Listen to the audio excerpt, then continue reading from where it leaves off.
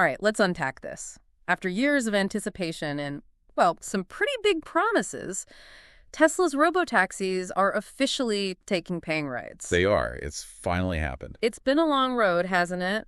But what does this recent rollout actually look like, on the ground? Yeah. And maybe more importantly, what's the real state of play in the highly competitive world of autonomous vehicles?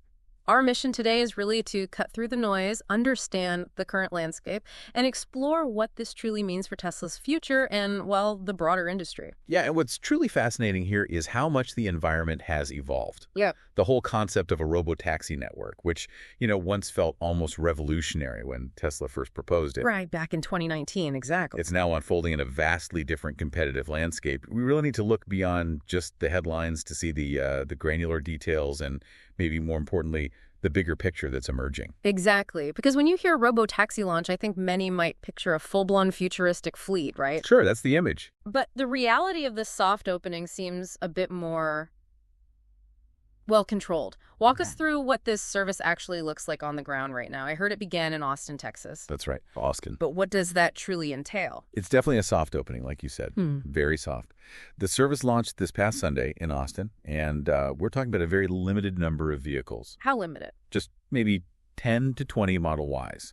That's the scale right now. Model Ys. Okay. And a crucial detail for you. These are not the two-person Cybercab Tesla showed off last October. Ah, okay. Not the purpose-built ones. Nope, these are standard Model Ys off the line. That's a key distinction. So how are they operating? Are these truly driverless, or are there still human elements involved? They're operating within a very specific, defined geofenced area. So limited geography. Right. And yes, there's a significant human element. You've got remote safety operators monitoring the vehicles, and perhaps most notably, Yes. a Tesla employee is actually present in the passenger seat. In the car. Really? Yeah. This employee can take control and disable the vehicle if necessary. Wow. Okay. And for now, it's also an invite-only service. So not open to the public yet? No, just like Tesla customers have been invited so far. There was a slight delay, too. Remember, it was meant to be June 12th, pushed to June 22nd. Right, I remember that. But when it did go live, the stock, it jumped 8% on Monday. Big reaction. It did give back some of those gains by Tuesday, though.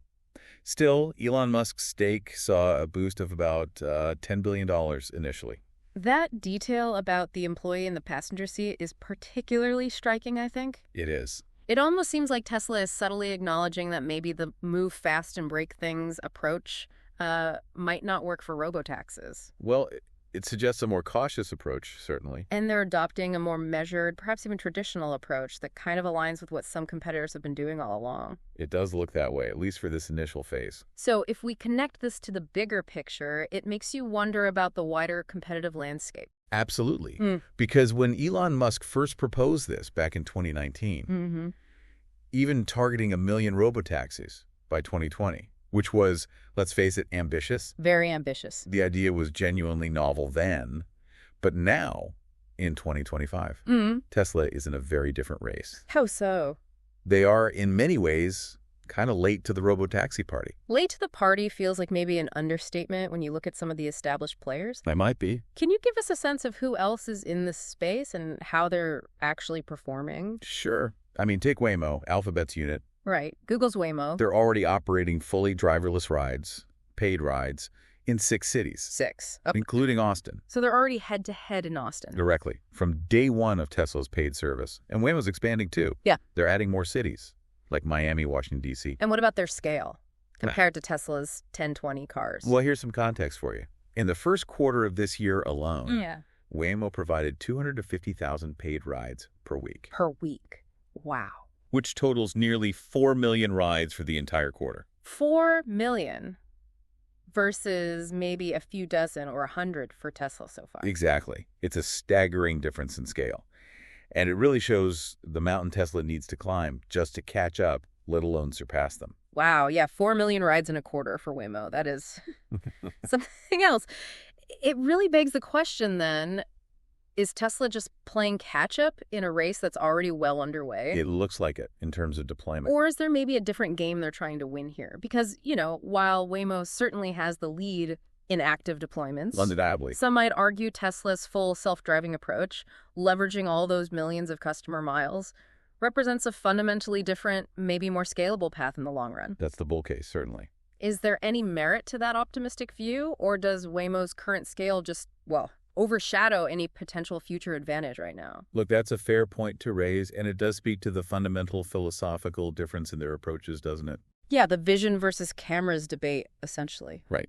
Tesla believes their FSD data from consumer vehicles, the fleet learning, will eventually get them to full autonomy without needing high-definition maps for every single street. The Waymo approach. Exactly. Waymo has gone the more traditional, maybe cautious route with extensive pre-mapping, LiDAR, radar, more hardware-heavy solutions. Yeah.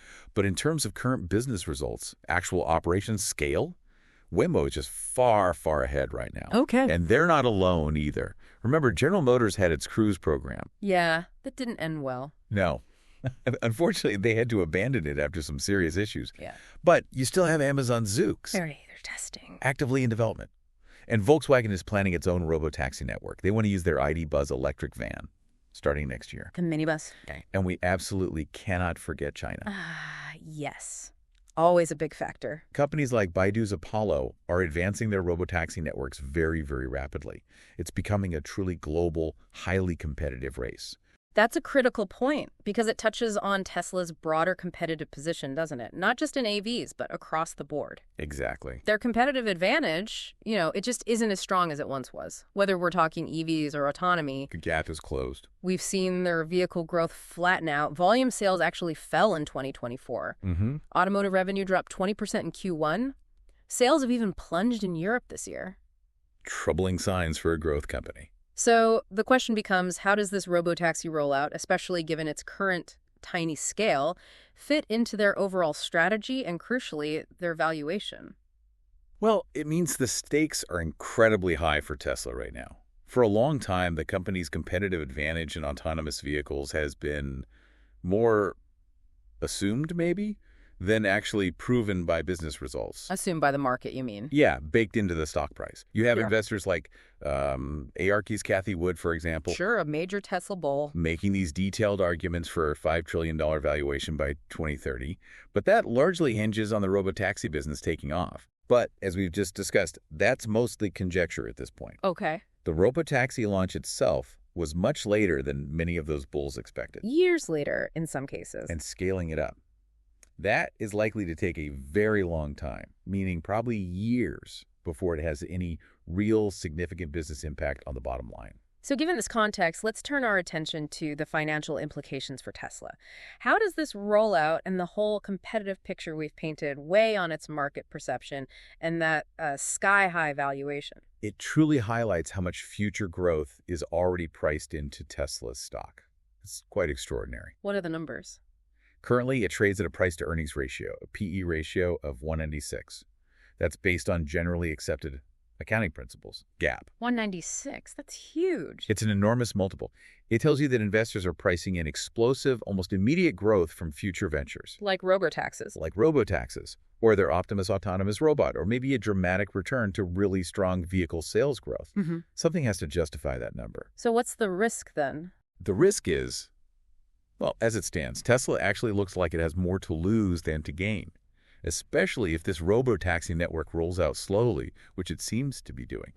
Because the expectation is already so high. Exactly. The stock is priced for perfection right now. Yeah. And it really won't take much bad news or even just slow progress to potentially derail that. Wow. We've really gone on a deep dive today into Tesla's robotaxi launch.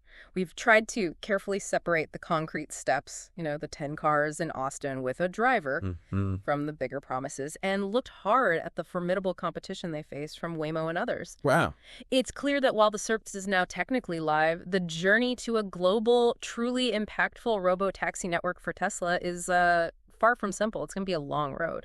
It is. And considering Tesla's current valuation, that PE of nearly 200 we mentioned, and the slow, deliberate pace of its robotaxi rollout compared to these well-established competitors. Here's maybe a provocative thought for you, the listener, to consider. What specific, tangible metrics will you be looking for over the next year? What evidence will convince you that Tesla is actually building a sustainable competitive advantage in autonomous vehicles? Rather than just hype. Or if it's simply trying, maybe struggling, to meet an already very, very high market expectation. What needs to happen on the ground?